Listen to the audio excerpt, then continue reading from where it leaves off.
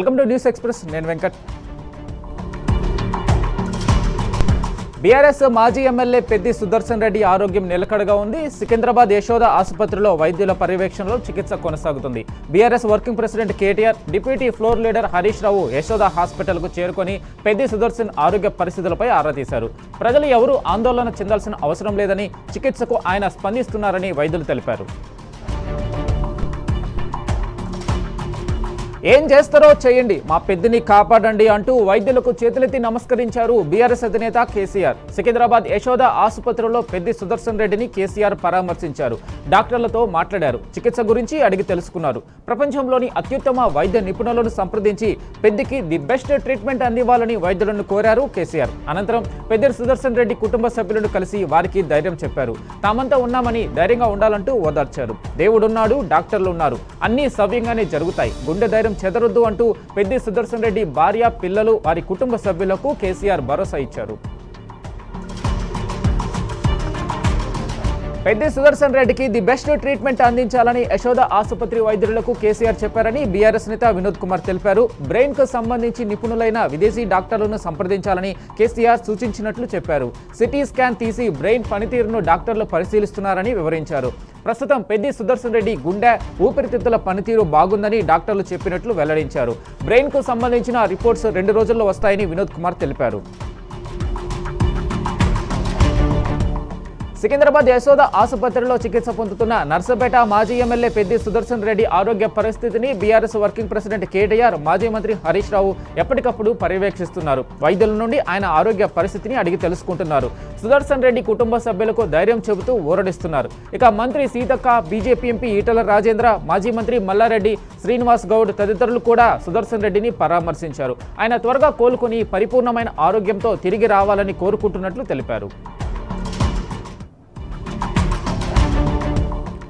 రేవంత్ సర్కార్కు భారీ ఎదురుదెబ్బ తగిలింది. హైడ్రాతో అరాచకాలు సృష్టిస్తున్న కాంగ్రెస్ సర్కార్కు హైకోర్టులో చుక్కెదురైంది. హైడ్రా కమిషనర్ పదవి నుంచి రంగనాథ్ను తొలగించాలని హైకోర్టు సంచలన ఆదేశాలు జారీ చేసింది. ఈ మేరకు తెలంగాణ చీఫ్ సెక్రటరీకి ఆదేశాలు జారీ చేసింది. రంగనాథ్పై 63 కోర్టు ధిక్కరణ కేసులు ఉన్నాయని హైకోర్టు తెలిపింది. ఉన్నతాధికారి అయ్యుండి కోర్టు ఆదేశాలను ధిక్కరించడం ముమ్మాటికి సబబు కాదని న్యాయస్థానం తేల్చి చెప్పింది.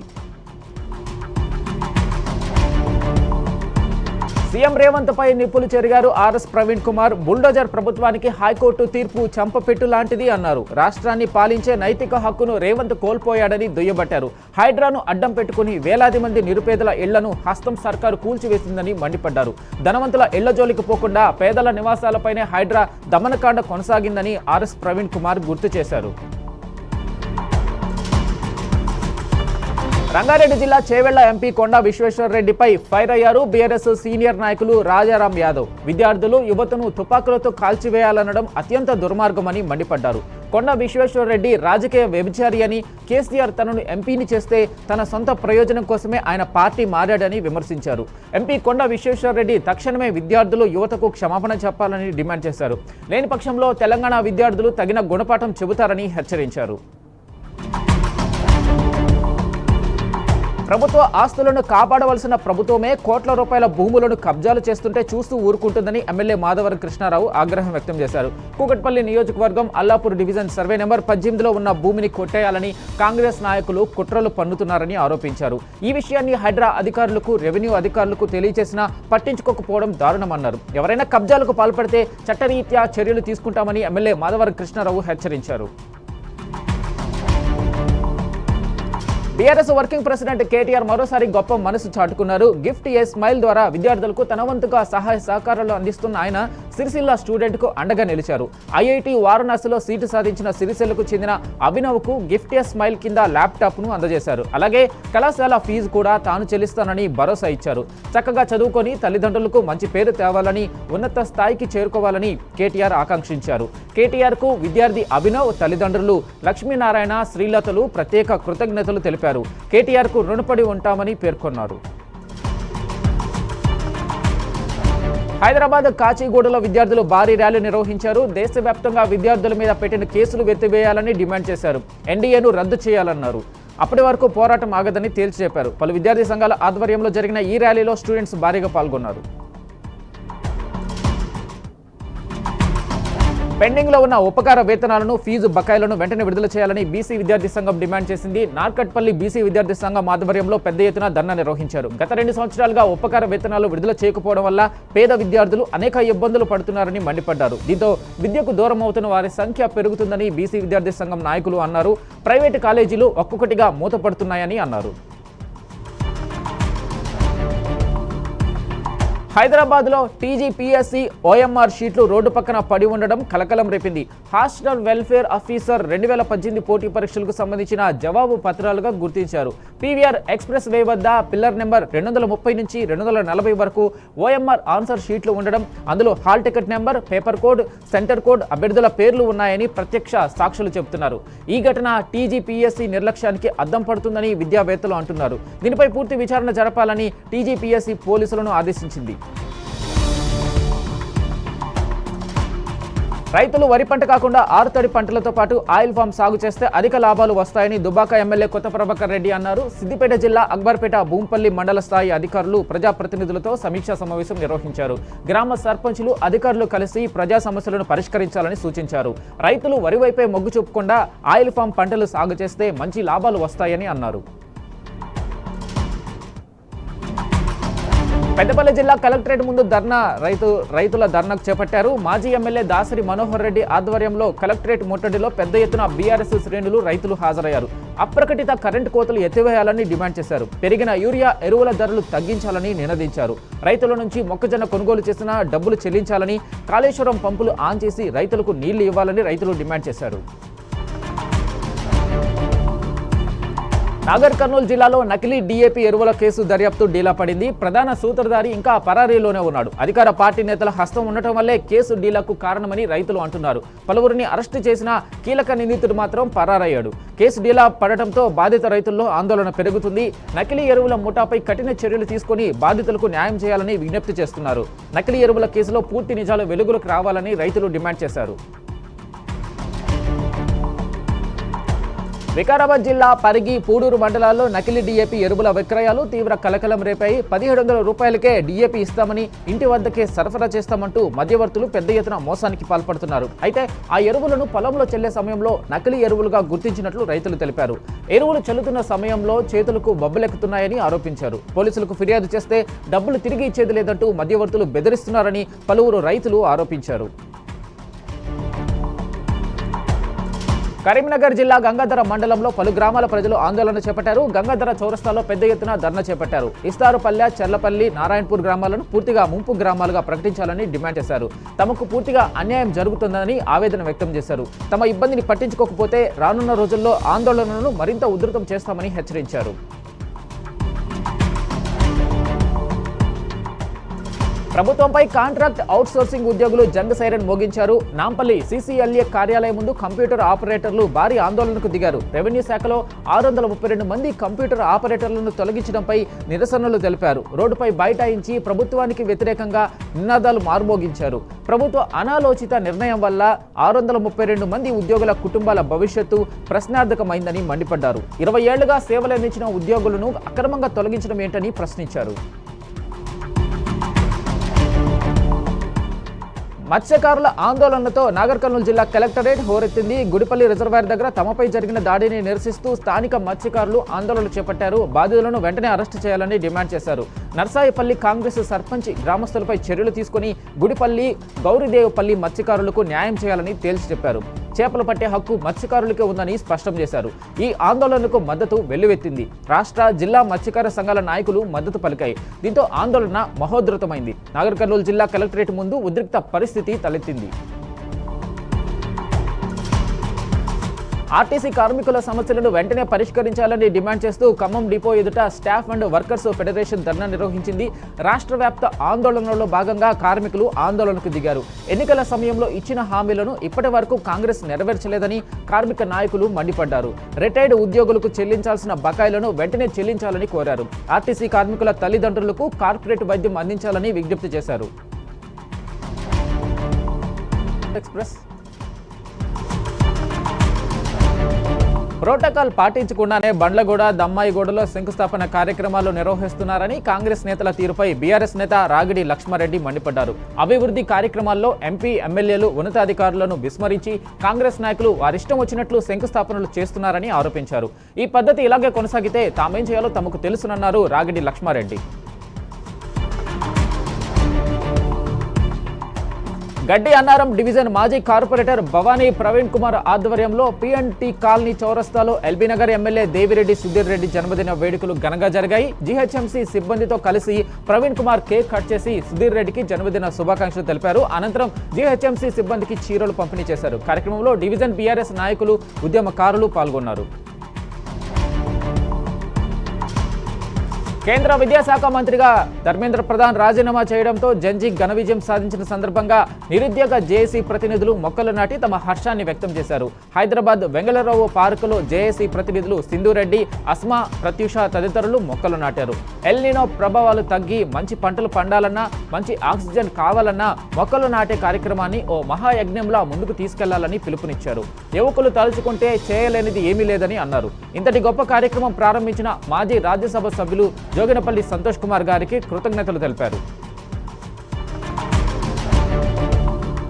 రాజన్న సిరిసిల్ల జిల్లా కోనరావుపేట మండలం బావుసాయిపేట గ్రామంలోని ఇసుక క్వారీ వద్ద ఉద్రిక్త వాతావరణం నెలకొంది. అనుమతులకు మించి నిబంధనలకు విరుద్ధంగా ఇసుక తవ్వకాలు జరుపుతున్నారంటూ ఆగ్రహించిన స్థానిక రైతులు క్వారీ వద్దకు చేరుకుని పనులను అడ్డుకున్నారు.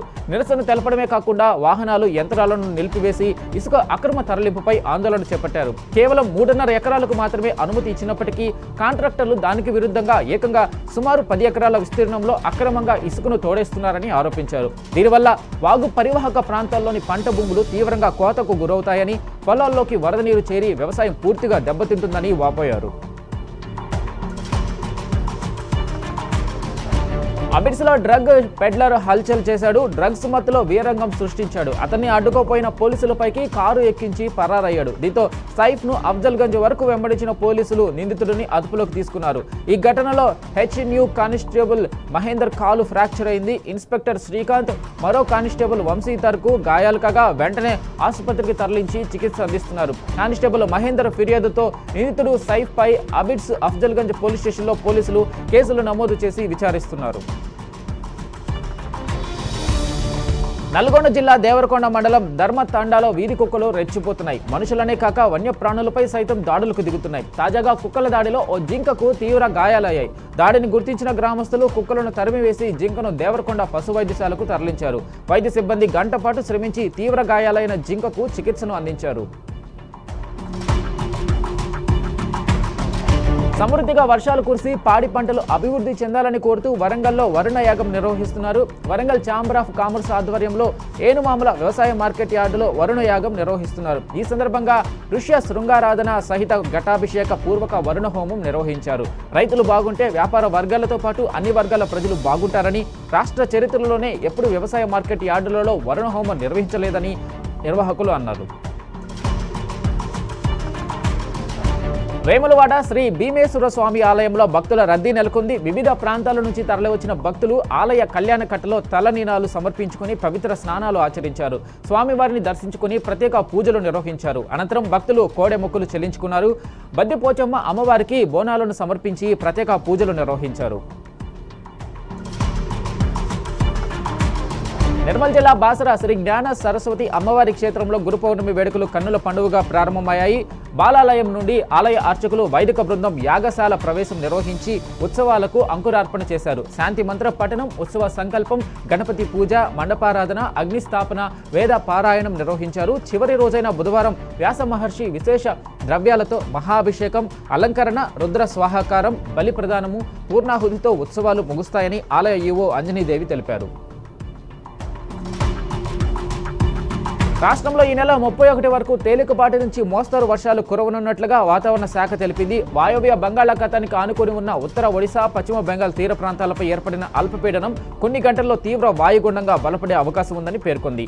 పారాదీప్, సాగర్ ద్వీపాల మధ్య ఉత్తర ఒడిశా, పశ్చిమ బెంగాల్ తీరం వెంబడి వర్షాలు ఈదురుగాలులు వీచే అవకాశం ఉంది. గంటకు 55 నుంచి 65 కిలోమీటర్ల వేగంతో బలమైన ఈదురుగాలులు వీయనున్నట్లు తెలిపింది.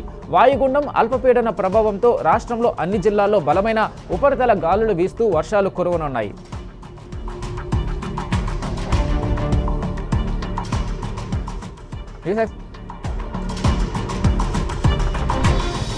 పార్లమెంటు ముందుకు పరీక్షల లీకేజీల నిరోధక చట్టాన్ని తెచ్చింది కేంద్రం. లోక్సభలో పబ్లిక్ ఎగ్జామినేషన్స్ చట్ట సవరణ బిల్లు 2026ను ప్రవేశపెట్టి చర్చను ప్రారంభించారు కేంద్ర మంత్రి జితేంద్ర సింగ్. ఈ బిల్లుపై సభలో విస్తృత చర్చ జరగనుంది.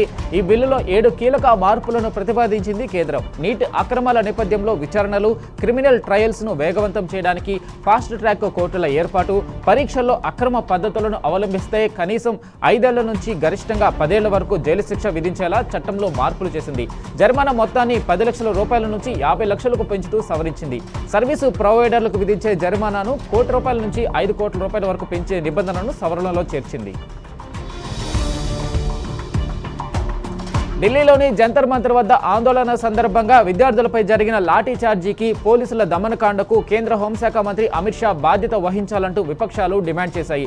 పార్లమెంటు మకర్ద్వార్ వద్ద విపక్ష పార్టీలని ఆందోళనకు దిగాయి. జరిగిన పరిణామాలకు అమిత్ షా సమాధానం చెప్పాలని డిమాండ్ చేశాయి. పెద్దపెట్టిన నినాదాలు చేస్తూ నిరసన వ్యక్తం చేస్తూ విపక్ష పార్టీ సభ్యులు ఆందోళన చేపట్టారు.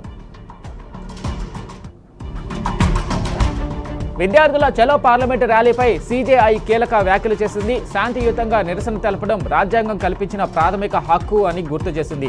విద్యార్థుల ఆందోళనను సాకుగా చూపి పోలీసుల బల ప్రయోగాన్ని సమర్థించలేమని సూర్యకాంత్ దాస్ ధర్మాసనం తెలిపింది. విద్యార్థుల నిరసనలో ఆకతాయిలు ప్రవేశించి పోలీసులపై దాడులు చేయడం ఆందోళనకర విషయమని వ్యాఖ్యానించింది. శాంతియుత నిరసనలు, పోలీసుల చర్యల నిర్వహణకు దేశవ్యాప్తంగా ఏకరూప మార్గదర్శకాలు అవసరమని తెలిపింది. నిరసనల్లో చొరబడే సామాజిక విద్రోహ శక్తులపై చర్యలకు అధికారులకు పూర్తి అధికారాలు ఉండాలని సీజేఐ ధర్మాసనం అభిప్రాయపడింది. నీట్ పేపర్ లీకేజ్, విద్యా వ్యవస్థ ప్రక్షాళన కోసం ఆందోళనలు చేసిన సీజేపీ ఇప్పుడు రిలాక్స్ అవుతుంది. కేంద్ర మంత్రి ప్రధాన్ రాజీనామా చేయడం, ఇతర డిమాండ్లు నెరవేరడంతో వేడుకల్లో మునిగిపోయారు కాక్రోచ్ నేతలు. 5 స్టార్ హోటల్స్లో తీరొక్క వంటలు, డీజే డ్యాన్సులతో సందడి చేస్తున్నారు. దీనికి సంబంధించిన దృశ్యాలు సోషల్ మీడియాలో వైరల్ అవుతుండటంతో విమర్శలు వెల్లువెత్తుతున్నాయి. ఓవైపు వందలాది మంది విద్యార్థులు తీవ్ర గాయాలతో బాధపడుతుంటే, మరోవైపు సీజేపీ డీజే సెలబ్రేషన్స్ చేసుకోవడంపై దుమ్మెత్తి పోస్తున్నారు నెటిజన్లు. సామాజిక ఉద్యమకారుడు, పర్యావరణవేత్త సోనం వాంగ్చుక్ హర్యానాలోని గురుగ్రామ్లో ఉన్న మేదాంత ఆసుపత్రి నుంచి డిశ్చార్జ్ అయ్యారు. 26 రోజుల పాటు చేపట్టిన ఆమరణ నిరాహార దీక్ష అనంతరం వాంగ్చుక్ కోలుకున్నారు. ఆసుపత్రి నుంచి డిశ్చార్జ్ అయ్యే రోజు రానే వచ్చిందని, ప్రస్తుతం తన ఆరోగ్యం చాలా మెరుగ్గా ఉందని తెలిపారు. ఈ ఉద్యమంలో తమకు మద్దతుగా నిలిచి గళమెత్తిన ప్రజలందరికీ ధన్యవాదాలు తెలిపారు. ఆసుపత్రి నుంచి బయలుదేరి లడఖ్లోని తన స్వగ్రామానికి వెళ్లే ముందు ఢిల్లీలోని రాజ్ ఘాట్ను సందర్శించి జాతిపిత మహాత్మా గాంధీకి నివాళులర్పించారు. న్యాయం కోసం సుదీర్ఘంగా సాగించిన తమ పోరాటం చివరికి విజయం సాధించిందని, అందరి సహకారంతోనే ఇది సాధ్యమైందని చెప్పుకొచ్చారు. హిమాచల్ ప్రదేశ్లో వర్షాలు దంచి కొడుతున్నాయి. కొద్ది రోజులుగా కురుస్తున్న వర్షాలు, ఆకస్మిక వరదలతో రాష్ట్ర వ్యాప్తంగా 15 మంది మృతి చెందారు. కొండ చర్యలు విరిగిపడిన ఘటనల్లో పలువురు గల్లంతవగా 121 రహదారులను మూసివేశారు అధికారులు. ముంపు ప్రాంతాల్లో సహాయక చర్యలను వేగవంతం చేశాయి రెస్క్యూ బృందాలు. అయితే మరో 3 రోజుల పాటు రాష్ట్రంలో భారీ వర్షాలు కురిసే అవకాశం ఉందని వాతావరణ శాఖ అంచనా వేసింది. రాబోయే 24 గంటల్లో సిమ్లా, సిర్మౌర్ జిల్లాల్లో ఆకస్మిక వరదలు సంభవించే అవకాశాలు ఉన్నాయని హెచ్చరించింది. ఈ నేపథ్యంలో 2 జిల్లాలకు రెడ్ అలర్ట్ ప్రకటించింది.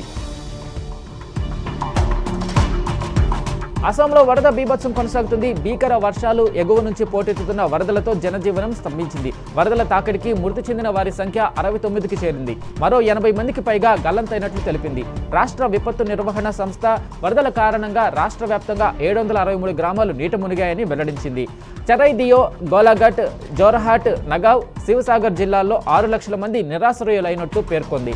ముంపు ప్రాంతాల్లో సహాయక చర్యలు కొనసాగుతున్నాయని వివరించింది ఏఎస్డిఎంఏ. చైనాను వరుస తుపానులు వణికిస్తున్నాయి. మొన్నటి బావి బీభత్సం నుంచి తేరుకోకముందే ఇప్పుడు నౌల్ సైక్లోన్ ఆగమాగం చేస్తుంది. వర్షాలు, వరదల తాకిడికి 13 మంది మృతి చెందగా 32 మంది గాయపడ్డారు. అనేక మంది గల్లంతయ్యారు. తుపాను తీవ్రతకు జనజీవనం పూర్తిగా స్తంభించిపోయింది. ముంపు ప్రాంతాల సహాయక చర్యలు చేపట్టిన రెస్క్యూ బృందాలు లక్షలాది మందిని సురక్షిత స్థావరాలకు తరలిస్తున్నాయి. ముందస్తుగా హైస్పీడ్ రైళ్లు, విమాన సర్వీసులను నిలిపేశారు అధికారులు. యూపీలో ఘోర రోడ్డు ప్రమాదం జరిగింది. హాపూర్లోని ఢిల్లీ లక్నో జాతీయ రహదారిపై ఎదురెదురుగా వస్తున్న స్కార్పియో, ఎర్టిగా కార్లు ఢీకొన్నాయి. ఈ ఘటనలో 4 మృతి చెందగా మరో 9 మంది తీవ్రంగా గాయపడ్డారు. వెంటనే సహాయక చర్యలు చేపట్టిన పోలీసులు బాధితులను జిల్లా ప్రభుత్వ ఆసుపత్రికి తరలించారు. రోడ్డుపై అడ్డుగా వచ్చిన కుక్కను తప్పించబోయిన స్కార్పియో డివైడర్ను దాటి ఎర్టిగాను ఢీకొట్టడంతో ప్రమాదం జరిగినట్టు తెలిపారు. సౌదీ అరేబియాపై ఓవైపు ఇరాన్, మరోవైపు యెమెన్ విరుచుకుపడుతున్నాయి. ఈ దాడుల్లో సౌదీలోని అవా విమానాశ్రయం ఘోరంగా దెబ్బతింది. మంటలు చిక్కుకుని పూర్తిగా ధ్వంసమైంది. దీంతో ఈ విమానాశ్రయాన్ని పూర్తిగా మూసివేశారు. పలు నగరాల్లోని విమానాశ్రయాలను లక్ష్యంగా చేసుకుని ఇరాన్ దాడులు నిర్వహిస్తుంది. అలాగే అమెరికా స్థావరాలపై కూడా దాడులను ముమ్మరం చేసింది. ఇజ్రాయెల్ను పూర్తిగా ధ్వంసం చేస్తామని ఇరాన్ ప్రతినబూనింది. ఈ మేరకు ఆ దేశంపై దాడులను తీవ్రం చేసింది. దీంతో ఇజ్రాయెల్లో తీవ్ర భయాందోళనలు చోటు చేసుకున్నాయి. ఇప్పటికే కీలక స్థావరాలన్నింటినీ లక్ష్యంగా చేసుకుని ఇరాన్ చెలరేగిపోయింది. ఈ దాడుల్లో ఇజ్రాయెల్కు భారీ నష్టం వాటిల్లింది. అంతర్జాతీయ ఉద్రిక్తతల నడుమ ప్రపంచ దేశాలకు ఉపశమనం కలిగించే ప్రయత్నం చేస్తుంది ఇరాన్. ప్రపంచ చమురు నాడి హర్మూజును తెరిచే అంశంపై ఒమన్తో విస్తృత చర్చలు జరుపుతుంది. 2 రోజులుగా జలసంధి గుండా నౌకల రాకపోకల పునరుద్ధరణపై చర్చిస్తున్నట్లు పేర్కొంది. ఒమన్తో జరిగిన చర్చల్లో కొంత పురోగతి సాధించామని, త్వరలోనే హర్మూజ్ తెరుచుకుంటుందని తెలిపింది. హర్మూజ్ జలసంధి పర్షియన్ గల్ఫ్లో సముద్ర భద్రతను నిర్ధారించడానికి ఇరాన్ కట్టుబడి ఉందని పునరుద్ఘాటించింది. అమెరికాలో కాల్పులు కలకలం సృష్టించాయి. వాషింగ్టన్లోని సియోటల్ సెంటర్లో దుండగులు కాల్పులకు తెగబడ్డారు. ఈ ఘటనలో 3 మృతి చెందగా పలువురు తీవ్రంగా గాయపడ్డారు. ఘటనా స్థలంలో సహాయక చర్యలు చేపట్టిన అధికారులు బాధితులను హార్బర్ వ్యూ మెడికల్ సెంటర్కు తరలించారు. పరారీలో ఉన్న నిందితుల కోసం గాలిస్తున్నట్లు తెలిపింది సియోటల్ పోలీస్ డిపార్ట్మెంట్. కాగా కాల్పుల శబ్దాలతో జనం ఒక్కసారిగా భయాందోళనకు గురయ్యారు. సెంటర్ నుంచి బయటకు పరుగులు తీశారు. దీనికి సంబంధించిన వీడియోలు సోషల్ మీడియాలో వైరల్ అవుతున్నాయి. ఫ్రాన్స్, స్పెయిన్, కెనడాల్లో కార్చిచ్చులు కల్లోలం సృష్టిస్తున్నాయి. ఫ్రాన్స్, స్పెయిన్ సరిహద్దుల్లో చెలరేగిన కార్చిచ్చు దాటికి వేలాది ఎకరాల అడవి అగ్నికి ఆహుతైంది. వందలాది ఇళ్లు కాలి బూడిదయ్యాయి. లక్షలాది మంది నిరాశ్రయులయ్యారు. 18 విమానాలు, హెలికాప్టర్లతో 2500కి పైగా అగ్నిమాపక సిబ్బంది మంటలను ఆర్పేందుకు ప్రయత్నిస్తున్నారు. స్పెయిన్లో 76,000 మందిని సురక్షిత ప్రాంతాలకు తరలించారు. ఇటు కెనడా, అమెరికా బార్డర్లోనూ కార్చిచ్చు వేగంగా వ్యాపిస్తుంది. దీంతో పలు కౌంటీల్లో ఎమర్జెన్సీ ప్రకటించారు అధికారులు.